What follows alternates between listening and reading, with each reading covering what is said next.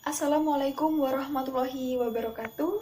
Pertama-tama saya mengucapkan terima kasih kepada Ibu Gading selaku dosen biopsikologi dalam kelas Psikologi Islam 2B yang telah memberikan kesempatan kepada kami untuk menyampaikan salah satu materi biopsikologi ini. Saya Sonia Sofia bersama Sonia Maharani Da Silva dan Yusria Mei Adila. Kami dari kelompok 11 akan menyampaikan materi tentang perilaku emosional. Apa sih sebenarnya emosi itu? Sebuah definisi menjelaskan bahwasanya emosi mencangkup tentang evaluasi kognitif, perubahan subjektif, rangsangan otonom dan saraf, serta impuls yang bertindak. Studi yang dilakukan oleh Goleman tahun 2002 menyatakan bahwa emosi merujuk pada suatu perasaan dan pikiran yang khas atau suatu keadaan biologis dan psikologis serta serangkaian kecenderungan untuk bertindak. Beberapa ahli juga berpendapat bahwa emosi merupakan hasil manifestasi dari keadaan fisiologis dan kognitif manusia, juga merupakan cermin dan pengaruh kultur budaya dan sistem sosial. Terlepas dari berbagai pernyataan, para psikolog setuju bahwa emosi memiliki komponen termasuk kognisi. Ini adalah situasi yang berbahaya, serta perasaan saya merasa takut, tindakan lari sekarang, dan perubahan fisiologis, contohnya peningkatan laju jantung dan laju pernafasan. Jika kita mengembangkan kapasitas untuk mengalami dan mengekspresikan emosi, emosi pasti adaptif bagi leluhur kita, tentu bagi kita juga. Lantas apa sih sebenarnya fungsi emosi itu? Ekspresi emosional membantu kita mengomunikasikan kebutuhan kita kepada orang lain dan memahami kebutuhan orang lain dan kemungkinan tindakan. Emosi memberikan panduan yang bermanfaat ketika kita perlu membuat keputusan yang tepat. Misalnya, ketakutan mengarahkan kita untuk melarikan diri dari sesuatu atau dari bahaya. Kemarahan kita mengarahkan kita untuk menyerang penyusup. Rasa jijik memberitahu kita untuk menghindari sesuatu yang dapat menyebabkan penyakit. Nilai adaptif dari kebahagiaan, kesedihan, rasa malu, dan emosi lainnya kurang jelas, meskipun para peneliti telah menyarankan kemungkinan yang masuk akal. Emosi dasar. Saat ini, emosi adalah satu-satunya bidang di mana banyak peneliti masih berharap untuk mengidentifikasi unsur-unsur pengalaman, untuk membuat daftar beberapa emosi dasar. Dukungan utama untuk ide emosi dasar adalah adanya ekspresi wajah untuk kebahagiaan, kesedihan, ketakutan, kemarahan, jijik, kejutan, dan mungkin emosi lainnya. Namun para psikolog menemukan banyak bukti yang kurang meyakinkan ketika diperlihatkan sebuah ekspresi wajah. Banyak pengamat yang sering melihat dua emosi dalam satu wajah, serta tebakan pengamat tidak selalu cocok dengan laporan diri oleh orang dalam gambar. Alternatif untuk gagasan dasar adalah bahwa perasaan emosional bervariasi sepanjang dua atau lebih dimensi yang berkelanjutan, seperti lemah versus kuat atau menyenangkan versus tidak menyenangkan. Aktivasi belahan otak kiri, terutama lobus frontal dan temporal, biasa disebut sistem aktivasi perilaku atau behavioral activation system BAS, yang ditandai oleh rangsangan otonom rendah hingga sedang dan kecenderungan untuk mendekati yang bisa menjadi ciri kebahagiaan atau kemarahan. Sedangkan peningkatan aktivitas lobus frontal dan temporal belahan kanan dikaitkan dengan sistem penghambatan perilaku atau behavioral inhibition system BIS yang ditandai dengan peningkatan perhatian dan gairah, menghambat aksi, dan merangsang emosi seperti ketakutan dan jijik. Perilaku menyerang dan melarikan diri. Takut adalah reaksi emosional terhadap ancaman, kekuatan pendorong untuk perilaku defensif. Perilaku defensif adalah perilaku yang fungsi primernya untuk melindungi organisme dari ancaman dan bahaya. Sebaliknya, perilaku agresif adalah perilaku yang fungsi primernya untuk mengancam atau mencelakai. Perbedaan individu dalam perilaku agresif, kekerasan atau antisosial bergantung pada hereditas atau keturunan dan lingkungan. Orang-orang yang dilecehkan di masa kanak-kanak, orang-orang yang mereaksikan kekerasan dengan pelecehan antara orang tua mereka, dan orang-orang yang tinggal di lingkungan yang penuh kekerasan lebih cenderung mengekspresikan perilaku kekerasan di atas rata-rata. Faktor lain adalah paparan timbal yang berbahaya bagi perkembangan otak.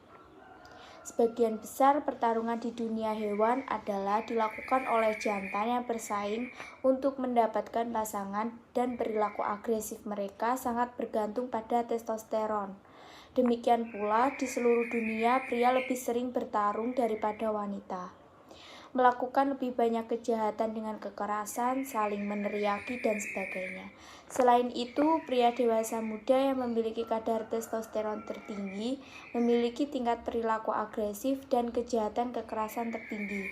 Di sisi lain, secara umum kasus kekerasan wanita tidak parah.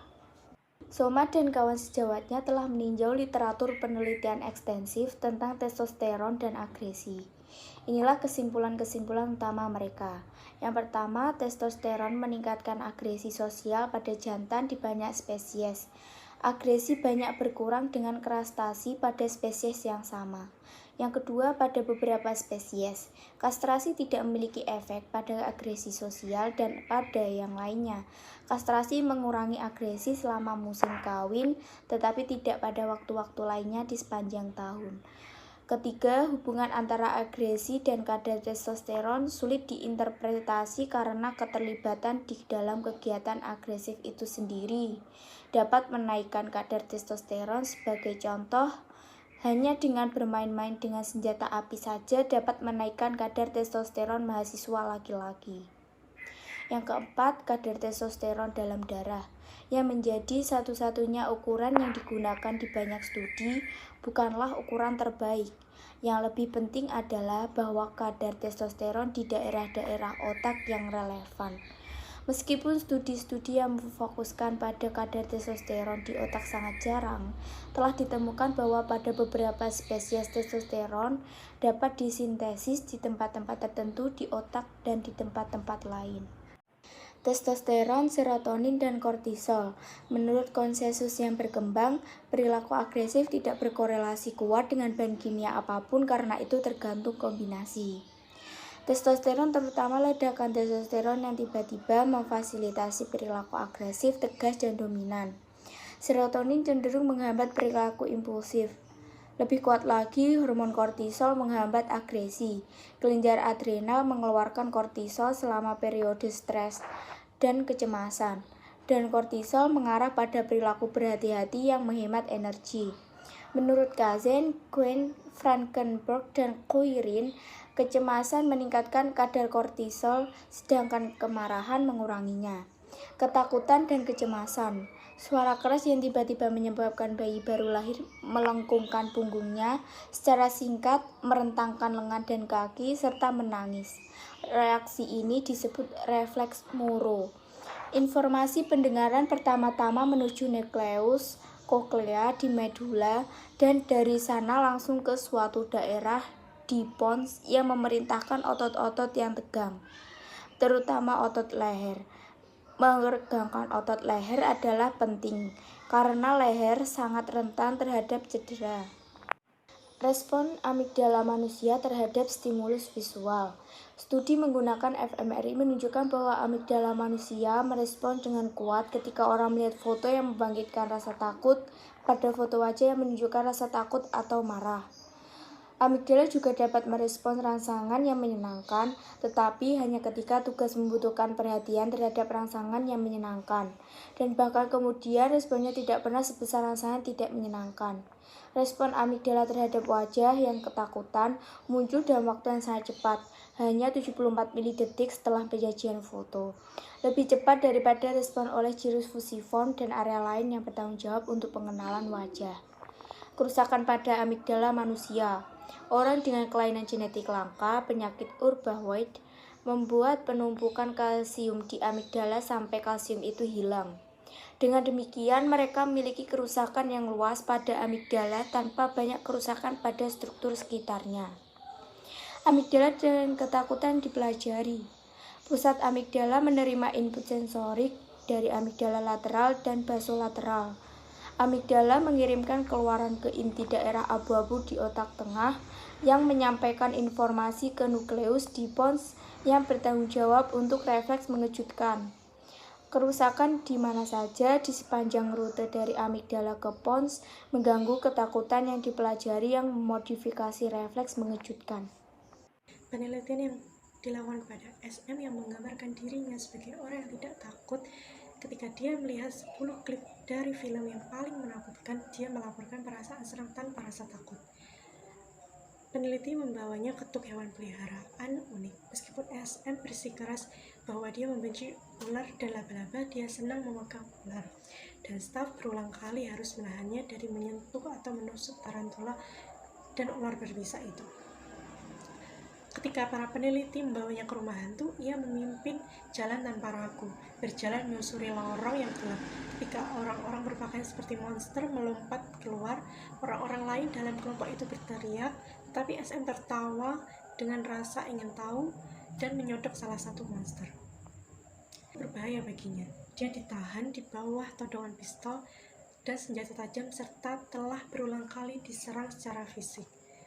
Jelas, ia terjun ke situasi bahaya tanpa kehati-hatian seperti yang ditunjukkan oleh orang lain. Ketika ia menggambarkan peristiwa ini, ia ingat merasa sangat marah, tapi tidak merasa takut.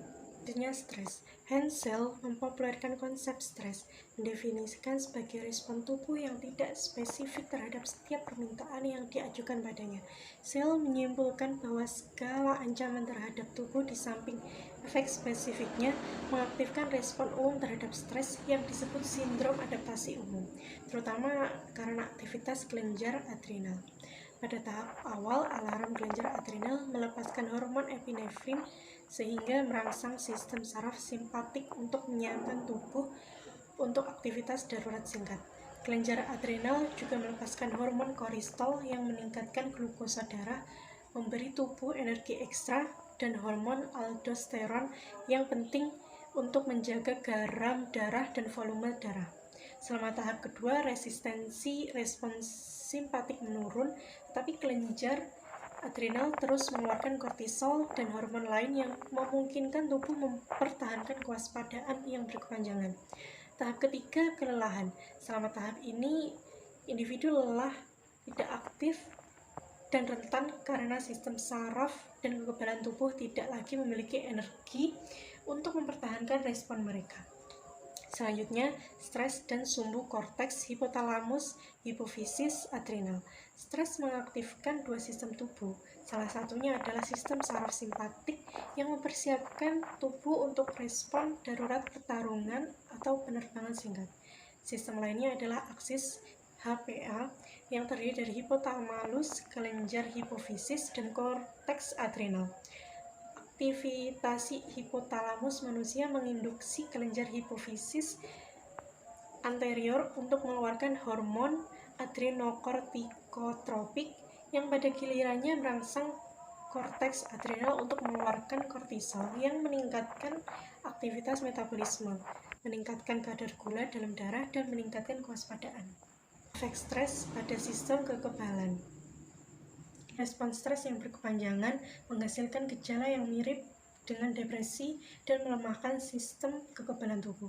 Hipotesis yang memungkinkan adalah peningkatan kortisol yang lama mengarahkan energi ke arah peningkatan metabolisme dan karenanya mengurangi energi dari mensintesis protein, termasuk protein dari sistem kekebalan tubuh. Stres yang berkepanjangan juga dapat merusak hipokampus. Kortisol yang dihasilkan dari stres meningkatkan aktivitas metabolisme di hipokampus, membuat sel-selnya lebih rentan terhadap kerusakan oleh bahan kimia beracun atau stimulasi berlebih. Cara mengatasi stres. Ketangguhan adalah kemampuan untuk pulih dengan baik dari pengalaman atau traumatis. Cara-cara untuk mengendalikan respon stres meliputi rutinitas pernapasan khusus, olahraga, meditasi, dan pengalihan perhatian, serta tentu saja mencoba cara untuk mengatasi masalah yang menyebabkan stres itu. Metode yang paling ampuh untuk mengatasi stres adalah sebuah dukungan sosial. Orang yang menerima pelukan lebih sering memiliki resiko stres yang lebih rendah. Setelah kematian pasangan, orang yang lebih tua akan memiliki resiko serangan jantung atau stroke yang meningkat pesat untuk beberapa bulan ke depan. Dukungan langsung dari orang yang dicintai membantu mengurangi stres seperti sebuah percobaan ini. Saat memegang tangan suami dapat mengurangi tingkat stres, sedangkan memegang tangan seorang pria yang tidak dikenal hanya sedikit menguranginya. Rata-rata tidak sebanyak pengurangan yang dilakukan saat melakukan hubungan suami. Sekian presentasi dari kelompok 11. Bila ada kesalahan kata dan kekurangan dalam presentasi, kami mohon maaf yang sebesar-besarnya. Dan terima kasih telah menonton video kami. Wassalamualaikum warahmatullahi wabarakatuh.